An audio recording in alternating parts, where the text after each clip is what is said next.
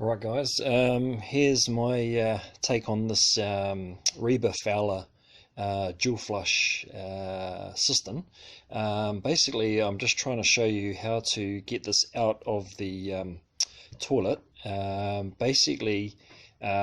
actually having to undo the bottom pipe, which is basically down under here, this bit here. This bit screws onto the pipe that goes into the toilet. So basically what you need to do, you'll have lift the lid off your cistern, where the buttons are up there. There's just a screw on there, and basically what you need to do, there'll be possibly a plastic box around this where this arm is.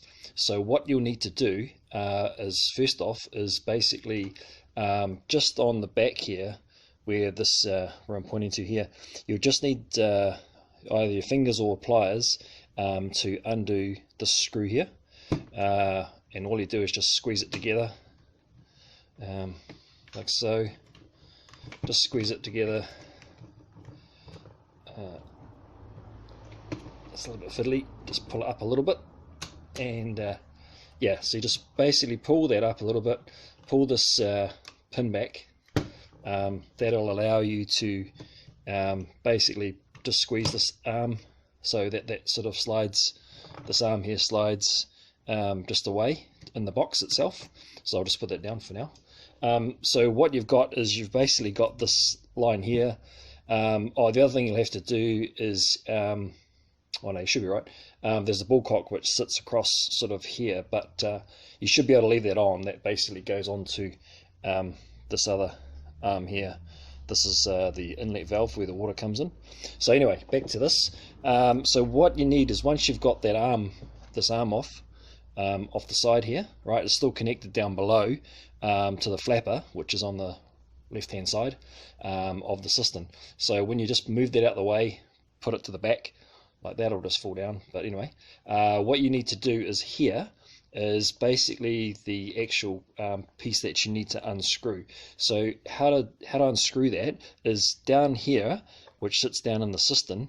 What you have to do, I'll just hold it for this. So what you have to do is pull this slightly up and go anti-clockwise, right?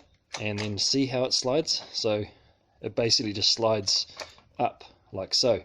So yeah, all you got to do, put it back in and then go back to clockwise again. So give it a slight lift up while it's still in the cistern, and turn it anti-clockwise, and then wiggle it a bit, and it should come out.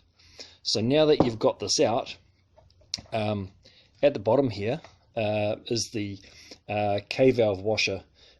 This one normally leaks. If there's water leaking into the toilet, this is normally the washer you want to replace.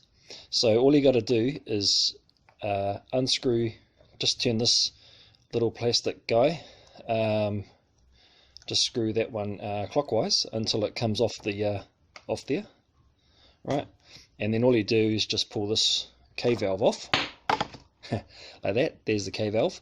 Yeah, and then all you got to do, it's got like a bit of a dent on one, a raise on one side there, the other side. So all you got to do is just get that replaced. Normally it goes around the edge of that washer, K-valve washer. And yeah, all you got to do is then basically put this big one back on first, the bigger disc, plastic disc. Get your new K washer. I don't find it matters which way you put it, whether it's you know, the flat side down or up, but yeah, normally the flat side will be probably down. You can use it that way, and all you do is just pop that on, just push that back on like so, yeah, and then all you got to do is just basically put the final plastic holder, just push it in like so, and give it a twist clockwise. I also find when you've got that like that, just give this a slight few turns this way and that way. That'll just center the rubber K-valve washer. So that's pretty much it. Then all you got to do, go back to put it back into the toilet, is basically line up the lugs which are here, right? just line them up with these in here.